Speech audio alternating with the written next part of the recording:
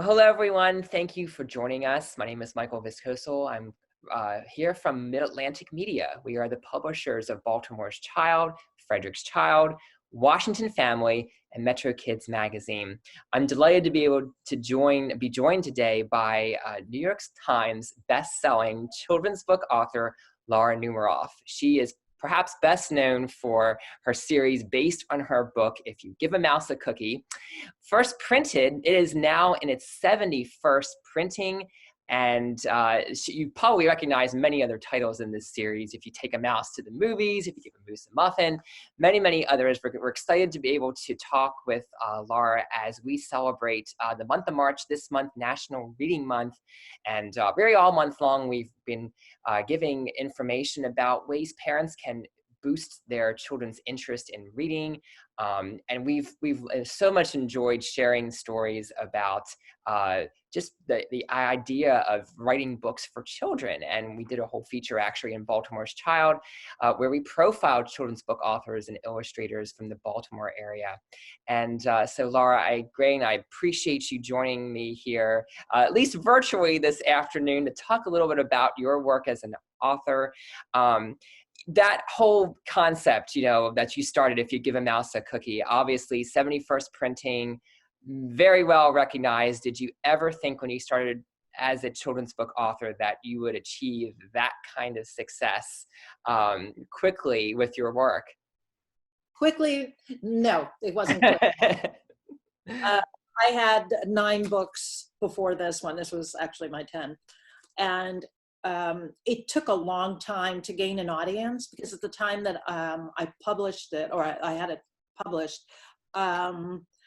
nobody really knew who I was. So the publisher didn't send me out on a book tour. There wasn't a lot of publicity. And I was basically, being fired from a lot of part-time waitress jobs, receptionists, trying to eke out a living as an illustrator and a writer. And I was doing school visits and I read If You Give a Mouse a Cookie, and the teacher came over and she thought, oh, that was a really good circular story. And I said, what's a circular story? So I didn't really realize what I had done. And luckily it found an audience. And then they decided to do If You Give a Moose a Muffin. And that took a while. And then they did Pig. And then with the success over the years of the 3 of them, I then got a contract for the next 6 books. So I wrote it in 1983 and it came out in 1985. When I was 8, I knew I wanted to be an author. And I kind of knew that I was going to be published. I didn't doubt that when I was young, but I never realized how hard it is to get published. And If You Give a Mouse a Cookie was turned down 9 times. Wow. So my motto is never give up. Yeah, it's the patience and persistence that we hear so often.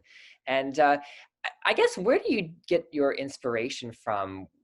Where did the inspiration for that book come from? Where do you take your inspiration for some of the other books and series obviously that you've written? Well, I happen to have a very silly imagination. And even though I'm going to be 68 soon, I think, or 69, I don't even know, I'm very immature. So children's book has been a good thing for me. I also don't have a lot of patience, so I would never think of writing a chapter book.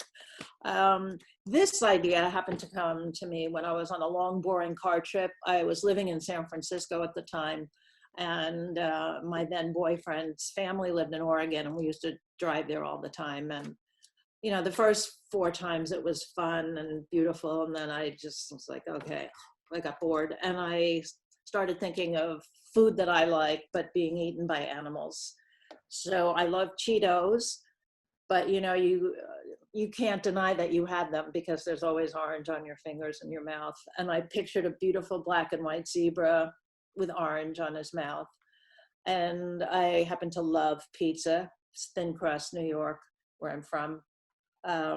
And I pictured an orangutan with these long arms and picking up a slice of pizza and the cheese getting all tangled up.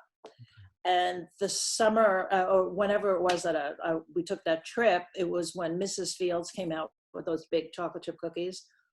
So I love them. And I pictured a mouse nibbling on the cookie, but I didn't stop and then go on to think of another animal. I pictured him drinking milk with a straw and a napkin and the haircut and the whole thing. And by the time we got to Oregon, I had come all the way back to him wanting a cookie. So when we came home to San Francisco, I typed it on my little $50 typewriter from a flea market and wanted to be published by Harper. And they were Harper and Row then, because they published one of my favorite books, Stuart Little. And I sent it to them and they turned it down. Sent it to 8 other publishers. And then a year later, I heard that there was a new editor at Harper and Row. Yeah. And her name was Laura. Yeah. And it was in the slush pile, which means editors read first their own authors, then they read agented authors, and then somebody is hired to read all the stories that come in from people they've never heard of, and somebody read it and thought it would be a good book and brought it to Laura, and she changed my life. The person who found it in the slush pile. Yeah. Yeah. Yeah, that is incredible. It is incredible. You know, one of the things I've heard authors explain so much is that in order to be a good writer, you really have to be reading and reading a lot. Are there works that you read that have helped you in your career and just kind of have given you that inspiration as well? My parents were avid readers. My house was filled with books, literature, classical music. I went to museums. It was that kind of upbringing that I had, and they read to me every night. And 3 books actually inspired me to become an author. One was Stuart Little, the other one was Eloise, and then the other one was Misty of Chincoteague. Oh, mm-hmm. And as soon as I was able to get my own library card, I went every week and took out the amount of books they allowed you. And I just loved all the series, Homer Price. And I even wrote to the author of Old Yeller. And he wrote back, and I don't know where the letter is. Oh. You know, an interesting part, I didn't know this until I started, really researching, is I understand, did you at one point were illustrating books? Was that correct? You were serving as illustrating as well? I took a class in writing and illustrating children's books in college my last semester, and we had a homework assignment to write and illustrate a book. And I wrote a book about the tallest girl in the 3rd grade, which I wasn't. And I had an illustration portfolio, and I was in New York living in New York, and this was 1975. And you could make appointments with art directors at publishing companies. So I went up with my illustration portfolio and the dummy for the Amy for Short. 4 publishers, I wouldn't say turned it down, because I wasn't actually just trying to sell the book, but they didn't want to publish the book. And then I had a meeting with an art director at Macmillan, and he showed Amy for Short to the editor, and they bought it. So I graduated Pratt Institute with a degree and a $500 advance for my first book. Wow, that's incredible. My first 9, and then I realized my strength is writing. But I've written a total of 47 books. Mm-hmm. And it's amazing with that number, over that time, obviously, we've seen the world of children's literature just evolve and change, obviously new voices coming into this world. How do you think that the kind of children's book market has changed since the time that you started, getting involved and started writing? I think there's a lot more diversity in the last 10 years, which is great. Wow. There are a lot more celebrity authors. And I think for me, a lot of the celebrity books sell well at first, but they aren't what we call evergreen. Mm-hmm. Mm-hmm. And I think there's more attention being paid to how important reading is. Studies being shown that kids who are read to and who read definitely are smarter in the long run. Also, I just want to mention that I donate a portion of my royalties from my If series to an organization called First Book out of Washington, D.C. And they donate brand new books to kids who don't have any. And they're about to donate, I think, their 50 millionth book.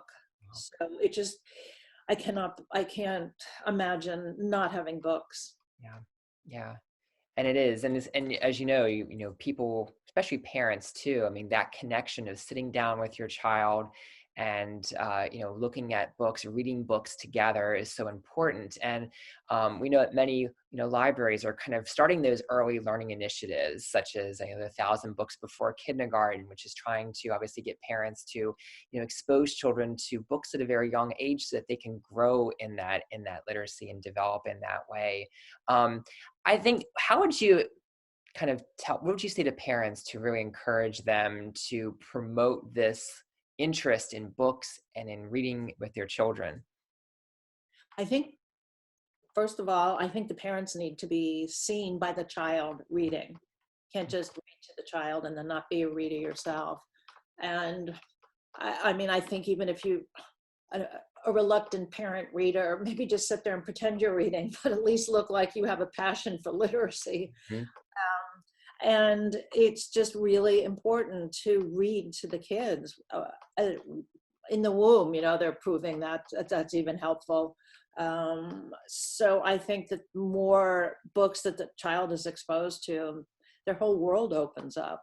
And it does create a bond between the parents or the older brother. And then I recommend, when the child is reading, to read to the parents. Mm-hmm. Yeah, definitely. Well, obviously you're still busy, very active, writing. Tell us about the newest book that you have. I understand it's a story about a puppy with a lot on his adventures of becoming someone's life-changing friend and helper. Can you tell us a little bit about that?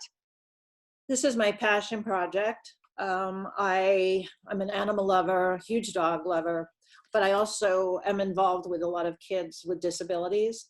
And I wanted to write a service book. I ended up meeting somebody whose younger brother, when I met him, he was 25, with severe cerebral palsy, had a service dog. And Sean and I just started talking about it. We ended up doing a Kickstarter and raising money to get the book printed and to hire an illustrator. I did research at the Ocean View San Diego campus where they train the puppies.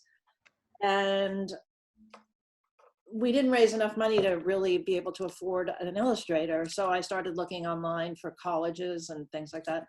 And I have done 11 books with Lynn Munsinger, I just love her work. And Sean just said, well, just call her and see what she says. And I was like, no. And she ended up doing it as a gift. $1 from every book goes to CCI, which is Canine Companions for Independence. They're the largest organization that trains service dogs. And I'm going to be reading it tomorrow at the library visit. That's So wonderful. very meaningful to me. Yeah, definitely. And tell us the name of the book too. The name of the book is Raising a Hero, because the little pup's mother tells him that helping people who need assistance is like being a hero. Yeah, that's incredible. What a wonderful story. And as you said, just a personal connection to you that inspired that journey is so great.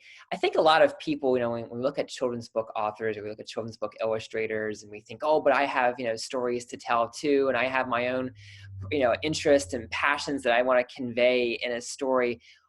What would you suggest, or what kind of advice would you give to someone who is interested in kind of getting into this world of children's literature, possibly writing a book, possibly illustrating? Do you have any tips and suggestions for someone? I do. First thing you need to do is read a lot of books, read a lot of what's out there now, see what the trends are.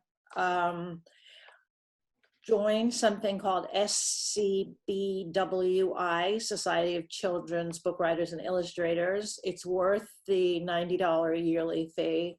They give you a monthly newsletter with tons of amazing articles and tips, and it's fantastic. And also there's something called writer's market for children's books. One of the most important things about submitting to a publisher is to read their guidelines. There are a lot of publishers that don't accept unsolicited manuscripts, which means it wasn't coming through an agent. 99% of authors don't get to choose their illustrator, so you don't need to include illustrations if you're sending out, a lot. Like if you write a book about, I don't know, a religious book, let's say, and you send it to a publisher that doesn't publish religious books, you've wasted your time and their time. An agent can be helpful, but usually agents only take on people who have more than one book. Yeah. And class, if you can take a class, I got published from my class, so.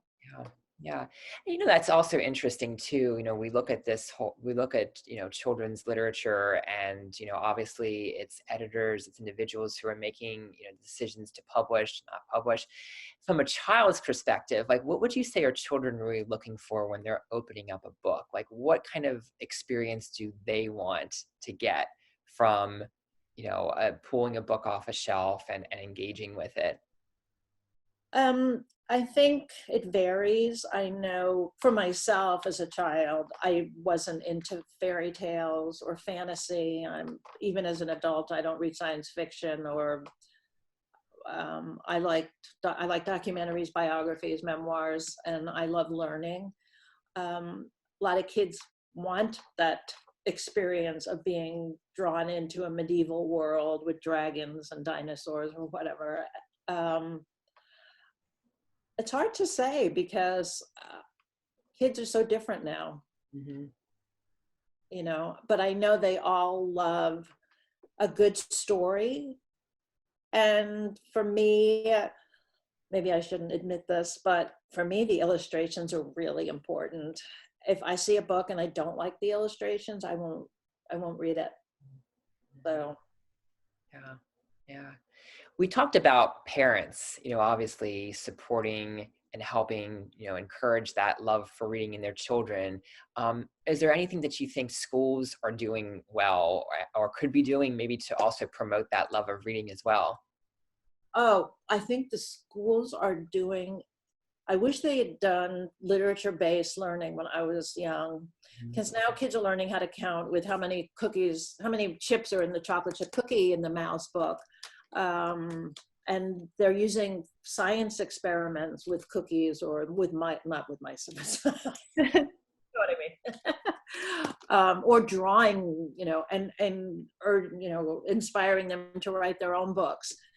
When I was young, everything was very rote, and I was really bad in math, and I hated it. And I think had I been able to learn incorporating books that I loved, I might have done a lot better at it.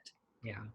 And I think that's been great with the schools and the teachers, and doing author studies.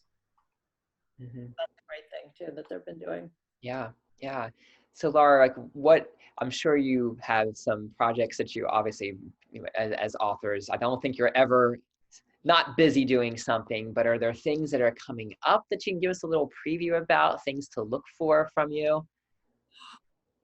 I have a visitor. Oh, look at this. Who is this? Henry. Oh my God. Hi, sweet.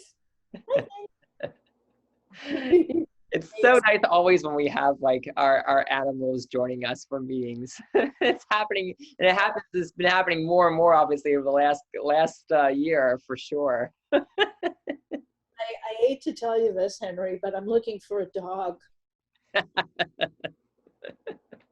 want a small rescue dog that I can take to make a therapy dog and take to visit kids in the hospital. Oh. I'm I sponsor a horse for therapeutic riding. These are horses that are super gentle, and kids and adults with all kinds of disabilities, when they're on a horse, they feel a sense of freedom. It's good for their balance. It's good for their muscles.